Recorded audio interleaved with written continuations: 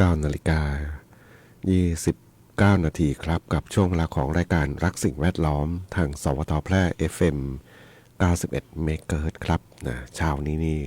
น่าจะสัมผัสได้อากาศที่เย็นลงมาเนาะช่วงค่ำคืนช่วงเย็นวานที่ผ่านมานะครับนะแล้วก็เมื่อวานนี้ก็เป็นเขาเรียกวันเหมายันใช่หรือเปล่านะนะวันที่มีกลางคืนยาวนานนะครับนะวันที่มีกลางคืนยาวนานคือช่วงแสงอาทิตย์นะที่มีปรากฏอยู่เนี่ยนะตะวันรับขอบฟ้าเร็วแล้วก็มาช้านะมาทำงานช้า นะก็ทำให้ลักษณะก็คือกลางคืนจะยาวนานกว่ากลางวันนะครับนะก็เป็นวันเมื่อวานเนาะนะครับนะแล้วก็คงจะค่อยๆขยับนะเปลี่ยนแปลงไปเรื่อยๆเนาะนะครับนะแล้วก็จะกลับมาทีนึงก็จะเริ่มเข้าสู่ฤดูร้อนนะครับก็เป็นความเป็นปกตินะของโลกเรานะที่หมุนรอบดวงอาทิตย์นะครับนะก็จะมีปรากฏการณ์ต่างๆที่ออกมาให้เราได้เห็นนะครับนะก็แต่ว่าอากาศเย็นนี่อากาศเย็นไหมก็น่าจะเย็นนะหลายคนเริ่มรู้สึกได้ว่านะค่ำคืนที่ผ่านมาเนี่ยอากาศมาทางค่อนข้างหนาวนะครับนะก็ดูแลสุขภาพร่างกายกันนะครับนะดูจากดอยถนนนะครับนี่เป็นเพจที่เขานักท่องเที่ยวก็ไปเที่ยวแล้วก็โพสต์ภาพออกมาเป็นน้ำค้างแข็งนะอุณหภูมิยอดดอยน่าจะช่วงสายๆเนาะ5 องศาเนาะช่วงกลางคืนน่าจะเย็นกว่านี้เนาะนะครับนะที่เขาถ่ายภาพมันนี้ประมาณ5 องศาเซลเซียสเนาะหน่วยพิทักษ์อน5ดอยอินทนนท์นะครับนะเป็นป้ายแล้วก็มีตัววัดอุณหภูมิเนาะเป็นแสดงผลให้เราได้เห็นว่าณเวลานั้นเนี่ยนะวัดอุณหภูมิได้กี่องศานะก็ต้องบอกว่าอุณหภูมิที่เย็นนะคงจะถูกใจเนาะนักท่องเที่ยวที่ขึ้นไปเที่ยวในพื้นที่เหล่านี้นะที่จริงมีหลายพื้นที่นะที่ขึ้นไปเที่ยวแล้วก็มีจุดกางเต็นท์นะครับแต่ว่าสิ่งที่ต้องย้ำเตือนกันเนาะสำหรับคนที่จะขึ้นไปกางเต็นท์ไปสัมผัสกับอากาศหนาวนะครับสิ่งหนึ่งนี้อาจจะลืมไปหรือว่าอะไรก็ตามเนาะบางปีก็มีข่าวเนาะก็คือกางเต็นท์แล้วก็นอนแล้วก็เข้าใจว่ามันเย็นจัดเนาะอากาศเย็นมากก่อไฟเขาลักษณะเตาไฟเตาถ่านเนี่ยนะไว้ในเต็นท์อย่าไปทำนะคือมีคนเสียชีวิตนะเนื่องจากขาดอากาศนะเพราะว่าการเผาไหม้ของเชื้อเพลิงเนี่ยมันใช้ออกซิเจนในการเผาไหม้นะแล้วก็คายก๊าซคาร์บอนไดออกไซด์ออกมาเนาะก็ทำให้ขาดออกซิเจนหายใจนะครับได้ความอบอุ่นแต่ว่าได้ออกซิเจนหายไปด้วยเนาะก็ต้องเขาเรียกต้องอย่าได้ทำนะอย่าได้ทำนะแล้วก็บางอย่างนะที่เขาย้ำเตือนอยู่เสมอก็คือการใช้เครื่องดื่มแอลกอฮอล์บอกว่าเพื่อที่จะให้ความอบอุ่นไม่เป็นความจริงเนาะหลักทางการแพทย์ก็ชี้ชัดว่ามันไม่ใช่ไอ้ที่มันอุ่นๆเพราะว่าร่างกายเราเขาเรียกอะไรพยายามสร้างความอบอุ่นขึ้นมาโดยสูบฉีดเลือดนะยิ่งก็เหมือนกับระบายความร้อนออกเรื่อยๆเนาะนะครับสุดท้ายก็ร่างกายเราอาจจะที่เขาเรียกว่าอะไรที่หลับแล้วก็เสียชีวิตไปประมาณนั้นนะครับนี่ก็คือในแต่ละปีที่มีเกิดขึ้นบ้างนะสำหรับคนที่มีความเชื่อผิดๆเหล่านี้นะครับก็ใกล้สิ้นปีแล้วก็ภาคเหนือเราอากาศดีนะครับเห็น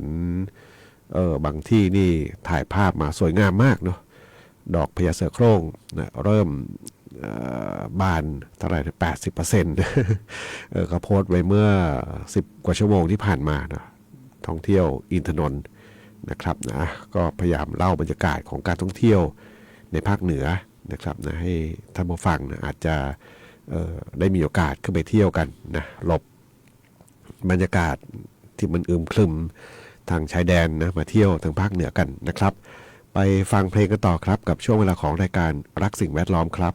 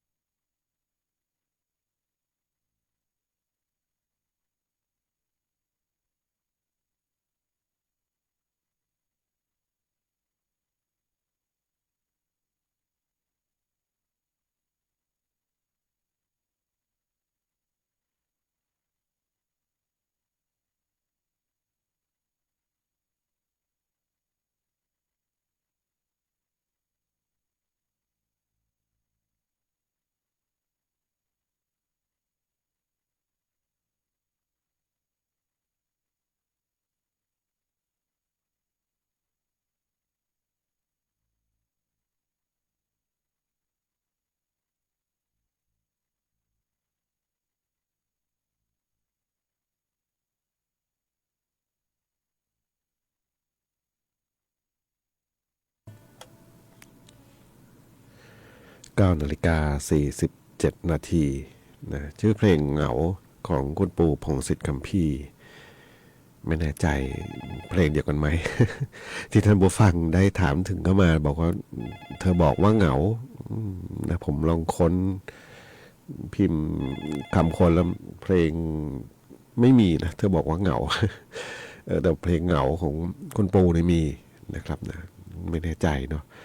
นะครับนะเพราะเพลงคุณปูนี่ผมมีเยอะเลยนะมีเกือบครบทุกอัลบั้มนะแต่ว่าจะไม่ครบทุกเพลงนะเพราะในอดีตเนี่ยเวลาส่งมาให้กับทางสถานีเปิดเนี่ยก็มักจะที่เขาใช้คำว่าแผ่นตัดในอดีตเนาะมี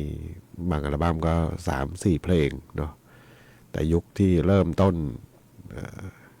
สร้างผลงานเนี่ยนะจะมีลักษณะแผ่นเต็มเนาะหมายถึงครบทุกเพลงเลยนะถ้าจำไม่ผิดน่าจะเป็นเสือตัวที่11ใช่ไหมเนาะนะครับแล้วก็เพลงอีกชุดหนึ่งก็หลังๆมันก็พอเริ่มมีชื่อเสียงนะเป็นธรรมดาของศิลปินนะเขาก็จะส่งมาให้เปิดเป็นตัวอย่างไม่กี่เพลงต่อแผ่นเนาะในอดีตเป็นแผ่นซีดีคุณปูนี่ยังทันเป็นแผ่นเสียงนะแผ่นเสียงอยู่เนาะแต่ว่าเกือบทั้งหมดทุกวันนี้ก็บันทึกลงในระบบคอมพิวเตอร์ทั้งหมดเนาะใช้วัตถุดิบเหล่านั้นแหละนะบันทึกลงมาในระบบคอมพิวเตอร์เพื่อสะดวกต่อการเปิดให้ฟังนะแต่เป็นนักจัดรายการในอดีตนี่เหมือนลิงในมือ ต้องเตรียมแผ่นเตรียมอะไรมาวางเตรียมนะทุกสิ่งทุกอย่างมาไว้ใกล้ๆตัวเนาะต้องมีการคาดเดาว่าจะมีคนขอเพลงอะไรแต่ว่าเดี๋ยวนี้สะดวกเนาะใช้เทคโนโลยีเข้ามาช่วยนะพิมพ์คำค้นนะถ้าตรงชื่อเพลงต่างๆก็เรามีที่จะเปิดให้ฟังก็เปิดให้ฟังได้นะครับก็ขอบคุณผู้ฟังเนาะที่ติดตามรับฟังแล้วก็ถามไทยบทเพลงเข้ามาครับเห็นทิดโอ๊ตเนาะถามถึงเพลงกำลังใจของโฮปนะเดี๋ยวจัดให้ฟังนะกับช่วงเวลาของรายการรักสิ่งแวดล้อมทางสวทแพร่ FM 91 เมกะเฮิรตซ์ครับ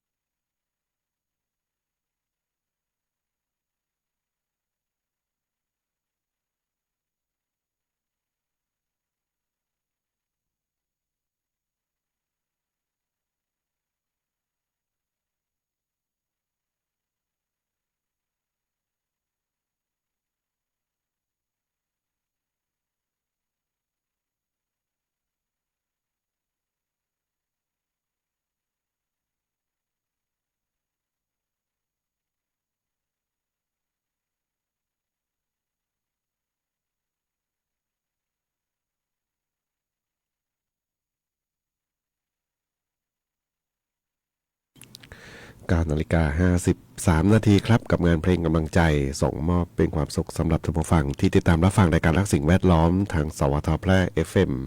91 เมกะเฮิรตซ์ครับนะเดี๋ยวอดใจรออีกคงไม่นานเนาะใครที่ฟังทางมือถือทางออนไลน์เมื่อสักครู่มีท่านผู้ฟังบอกเนี่ยนะมันเสียงมันดีเลยช้าลงกว่าออกอากาศจริงถูกต้องครับ เพราะกระบวนการต่างๆมันต้องไปผ่านอะไรเซิร์ฟเวอร์เขานะตอนนี้ยังเป็นอาศัยคนอื่นเขาอยู่เนาะทั้งแต่ถ้าเป็นวิทยุออนไลน์ทางหน้าเว็บไซต์เนี่ยอันนี้เป็นของกรมประชาสัมพันธ์นะครับเป็นของกรมประชาสัมพันธ์นะครับนะที่เราใช้อยู่แต่ว่าเพียงแต่ว่ายังไม่ค่อยเขาเรียกไม่ค่อยสะดวกมากนักเนาะต่อการฟังนะครับเนื่องจากว่าระบบยังเป็นใช้คอมพิวเตอร์เป็นหลักนะไม่ได้ใช้บนมือถือจริงๆมันก็ใช้ได้นะบนมือถือแต่ว่าการเปิดเข้าไปฟังเข้าไปชมเนี่ยมันจังเป็นรูปแบบของเว็บเบราว์เซอร์นะไม่ใช่เป็นแอปพลิเคชันนะตอนนี้นี่เขาพัฒนาไปถึงมีแอปพลิเคชันแล้วนะมีทั้ง iOS มีทั้ง Android นะตอนนี้กำลังให้ทางเขาเรียกอะไรทางบริษัทที่รับจ้างนะเขาจะมีเป็นราชการเนาะต้องกระบวนการลักษณะจัดซื้อจัดจ้างนะครับนะอยู่ระหว่างการส่งมอบนะครับนะก็หลังจากส่งมอบเสร็จนี้ก็คงจะได้ประชาสัมพันธ์ให้กับท่านผู้ฟังได้ดาวน์โหลดไปติดตั้งเนาะตอนนี้ยังไม่ได้เปิดดาวน์โหลดเนาะยังเป็นระบบปิดอยู่นะแต่ว่าผู้จัดรายการยังมีแล้วเนาะเพราะว่าเข้าไปอบรมอยู่นะเพราะเป็นทีมที่ต้องส่งข้อมูลต่างๆเข้าไปในส่วนของใช้แอปพลิเคชันตัวนี้นะครับก็คงไม่นานเนาะก็คงจะมีความทันสมัยนะก็แอปนี้ก็สามารถที่จะใช้ทั้งวิทยุแล้วก็ทั้งโทรทัศน์นะก็คือ NBT นะครับนะจะเป็นศูนย์รวมที่มีทั้งวิทยุทีวีมีทั้งพอดแคสต์มีทั้งอะไรกันทั้งเป็นคลิปสั้นๆเป็นอะไรที่เขาเรียกอะไรไฮไลท์นะเพราะว่ากระบวนการต่างๆนี่มันเหมือนคล้ายๆกับอะไรดี เหมือนกับอะไรแค่เหมือน TikTok กันเนาะบางทีก็ดูแล้วก็คือเวลาไลฟ์สดไปแล้วก็จะมีกรรมวิธีต่างๆที่จะบันทึกไว้แล้วก็สามารถที่จะไปชมย้อนหลังหรือว่าจะตัดเป็นไฮไลท์ได้อีกด้วยนะครับนะก็น่าจะเป็นการพัฒนาทางด้านเทคโนโลยีที่เป็นสื่อดิจิทัลมากขึ้นของกรมประชาสัมพันธ์อันนี้แจ้งให้ทราบเนาะท่านผู้ฟังที่ได้มีโอกาสสื่อสารเข้ามาเมื่อสักครู่เนาะก็ฟังออนไลน์อยู่นะแต่เอาฟังวิทยุด้วยนะก็ขอบคุณอีกครั้งหนึ่งในการติดตามรับฟังครับมาถึงช่วงท้ายรายการครับนะภาคเหนือในพยากรณ์อากาศเย็นถึงหนาวมีหมอกในตอนเช้าอุณหภูมิต่ำสุดอยู่ที่14ถึง20องศาเซลเซียสครับนะหนาวเนาะช่วงนี้ต่ำกว่า20แล้วอุณหภูมิสูงสุดอยู่ที่27ถึง33องศาเซลเซียสครับนะช่วงนี้ก็เริ่มเย็นลงมาเนาะน่าจะหนาว